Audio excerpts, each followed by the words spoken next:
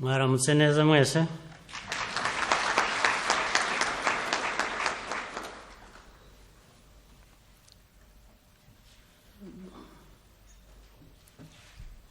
Distinguished our leaders, United Nations resident representative, Mr. Lamini Mane, members of the diplomatic corps, distinguished ladies and gentlemen. Let me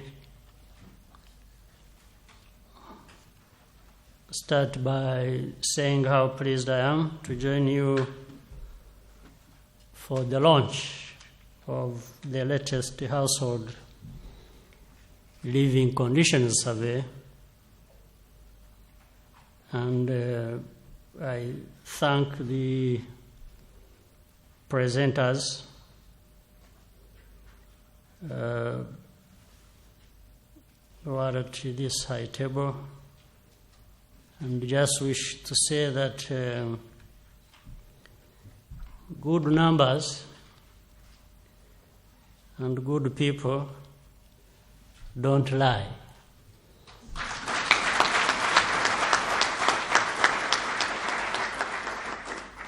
But we still have the task to keep improving the numbers.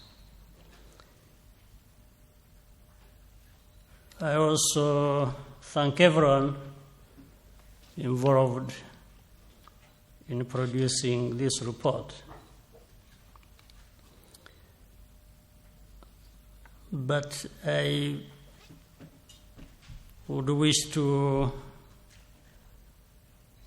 above all, thank all Rwandans for their continued collaboration with the government institutions and for the active participation in development programs.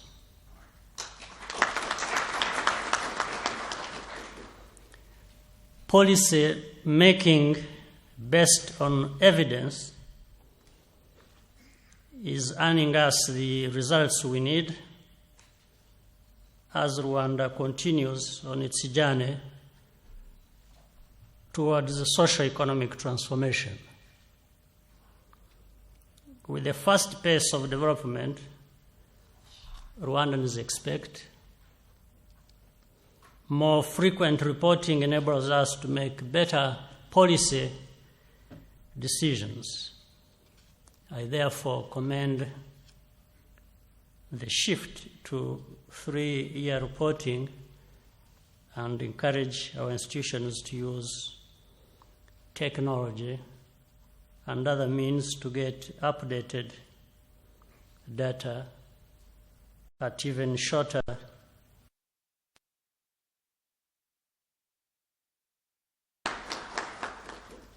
Today's survey results confirm what we see around us and the stories we hear directly from Rwandans of all walks of life in visits around the country. You hear messages mainly of hope, not desperation. This leaves us with the fact that there are many problems to deal with, but there is an opening into the future with this hope. Since year 2000, our GDP, as we saw, has nearly quadrupled. Agricultural production has grown twice as fast as the population, as we saw, and Rwandans own more assets than ever before.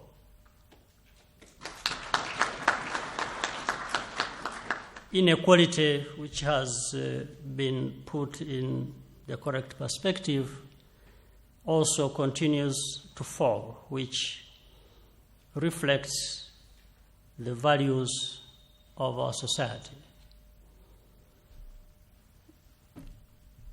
Among the results that stand out from this report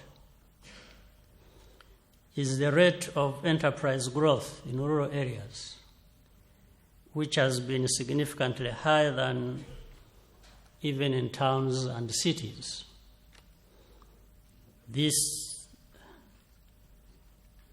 even as Rwandans continue to migrate to urban areas at higher rates. This shows there is still so much value to unlock in our countryside, and that Rwandans can forge a bright future for themselves and their families, no matter where they choose to live and work.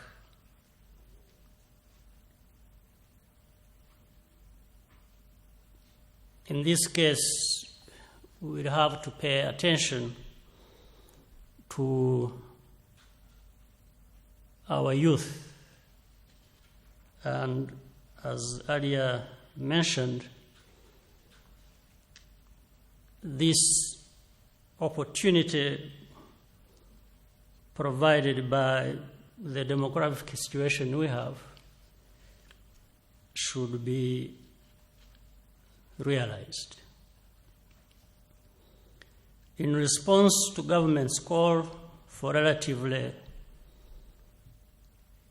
smaller family size,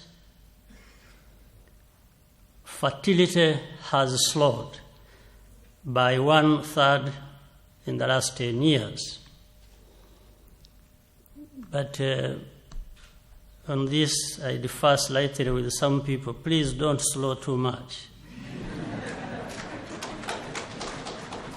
It's all a question of balance, and certainly, otherwise, we shouldn't be wanting to rely on importing people from outside. But it's all an issue of balance, as I said. So in balancing, please make sure that we get it right. And there are ways to come to that. So we will continue discussing that. This means healthier families with higher incomes and a stronger and more resilient nation overall. I take the opportunity to thank Rwandans for their embrace of this reasonable approach. It's balanced, it's reasonable. Those are the key.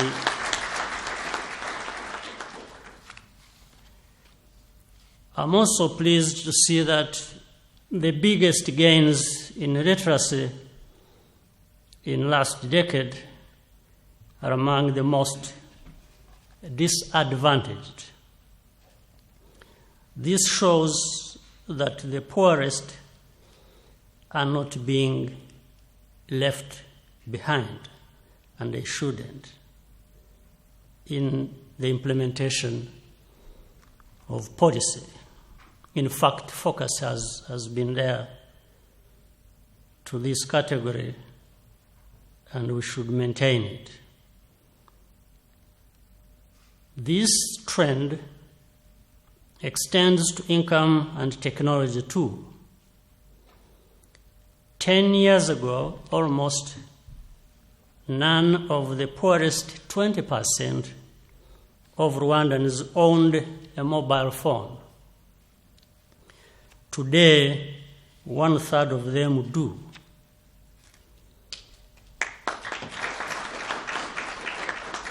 One-third of the poorest 20%. is what is being talked about.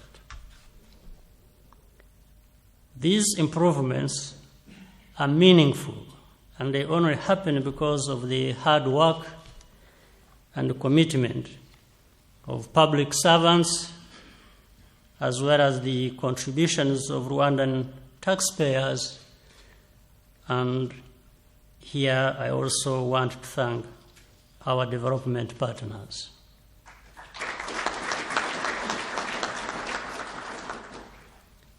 However, my reaction to these statistics is determination rather than satisfaction. I think it must be the same for all of you. We should be more determined,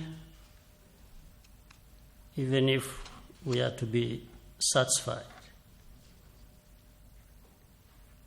For example, we fell short on creation of non-farm jobs. This may help explain why university graduates have the highest unemployment rate, almost 6 times the national average. We can't allow this worrisome trend to continue.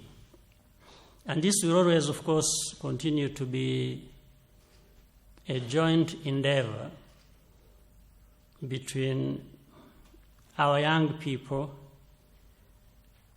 we the parents, and leaders in government and other levels, because there are ways to address this problem, different ways. One of them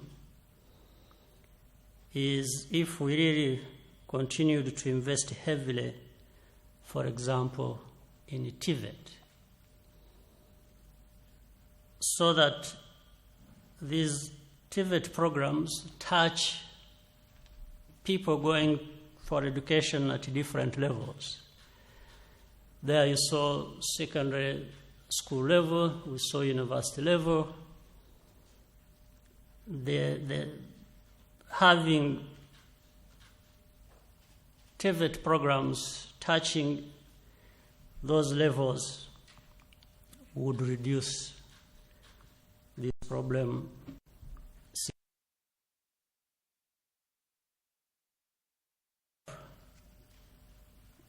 That you graduate from university and there is very little you can do when you are out there on the job market.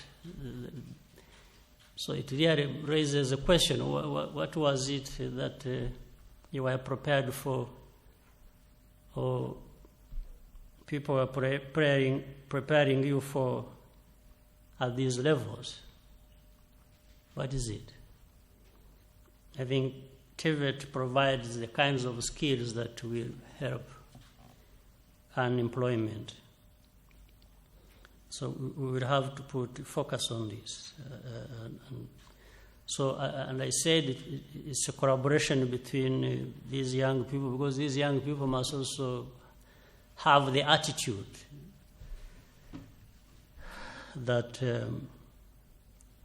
because an attitude can create problems.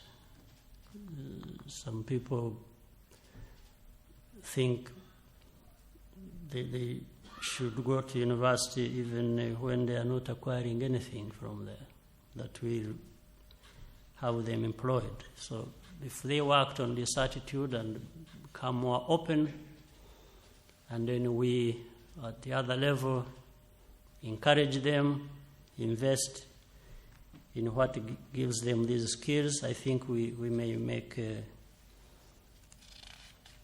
some significant progress. The only fitting response to this, therefore, and other remaining challenges, is to get back to work and figure out how to significantly speed up progress towards the Rwanda we want and indeed deserve. Along with the rest of Africa, Rwanda has learned valuable lessons from the implementation of the MDGs, which have been a useful instrument in contributing to our vision. Key among these is that governments must take into account the aspirations of our citizens and internalize the ownership of development programs. We look forward to building on today's results in implementing the sustainable development goals that will be adopted this month. Before I conclude, I cannot miss mentioning one aspect. There are many I have talked about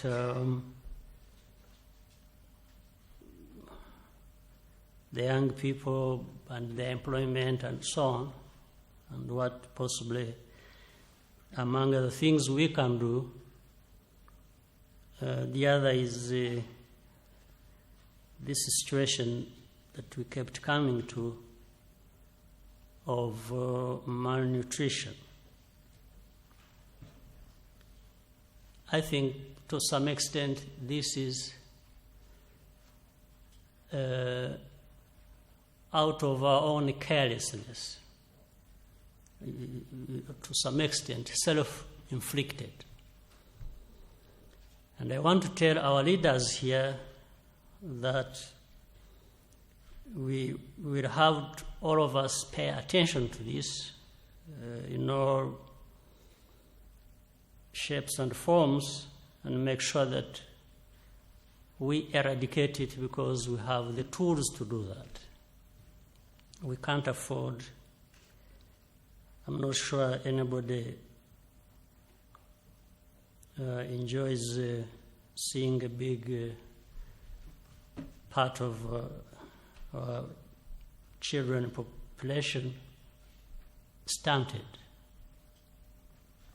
when we have means to prevent that or to deal with that.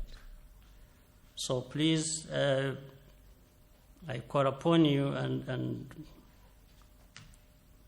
in some polite way warn you that those who have the responsibility will have to pull up their socks, and we will have to do something about this.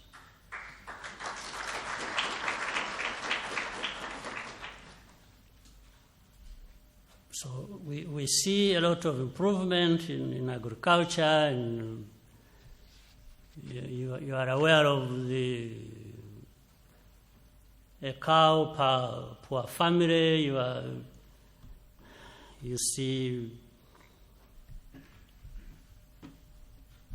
chickens running around in rural areas. You see vegetables. You see, it's about putting all that on the plate and making sure that your child has something to eat. All right?